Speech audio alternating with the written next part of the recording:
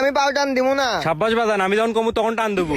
তো বাজান আমার কাছে লেখাটি আছে, এই লেখাটি তোর বাড়ির সামনে ঝুলে রাখবি, তাহলে তোর বাড়িতে কোনো ভূত পেট নিয়ে ঢুকতে পারবি না। কিন্তু বাজান সবকিছু ফ্রিতে দিলে হইলে আমার নিজের হাতের বানান, এর জন্য 500 টাকা দেওয়া লাগবি। আর তোরা যদি টাকা না দিস তোরা সাপের কামড়ে মরবি। টাকা না দেওয়া মন তো কেউ দাগের মধ্যে পাওয়া টান দেবো না। বললা গো কি কইলেন? টাকা তোমার বাড়িতে আছে? বাড়িতে গেলে বিতে মধ্যে পা দিব কেডা? যা বাজান, তোর টাকা তো নিয়ত থাকলে তো কিছুই হবি না। যা টাকা নিয়ে আই। ভাই আমিও যাবো। বাজান তুইও যা। এই নেন টাকা নেন।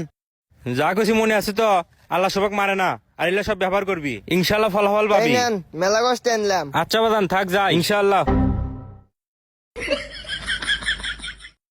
কিরে এলে কি আবুল কাসিম সাপুরে এটা কি করে? না রুবেল কিছু টের পায় নাই, শালার বাড়ি যে এটি আগে জানি না। রুবেল ভাই সাপুরে আসছিল, মেলা ওষুধ দিয়ে গেল। আল্লাহ আমরা মরবান দিছিলাম, পরে সাপুরে আমাকে বাঁচাইছে। এই যে কিসে জানি লেখা দিছে, বলছে যে বাড়ির সামনে লাগাবে, তাহলে ভূত আসবি না। হ্যাঁ আমাকে দিছে, আমাকে আরো দিছে খুব ভালো তাবিজ। তোরা আসলে পাগলা, দেখি তোর তাবিজ। এই দেখ কি লেখা। বোম বলা খান কি পালা উইরা যা মাঙ্গের পালা। আর তোর কাগজ দেখি। আকাশ থেকে বললো ভূত আমাক ধরলো, বোম বলা। কিরে এলে কি তোকে তো টেয়ে নিছে না? শালা আমাতেও টেয়ে নিছে। প্রথমে আমাকেও কছিল একটাও নমুনা, পরে আমাকে ভুজুম ভাজুম বুঝে 1000 টেয়ে নিছে। কিন্তু ওই শালা আমাকে নাম জানলো কি করে? তাই তো আরে বেটা ওই শালা তোকে ব্যাপারে আগে খোঁজ খবর নিয়ে যাচ্ছে। বাচ্চা চুরি করে টাকা আনছি, মাঝে আমাকে কি করবি?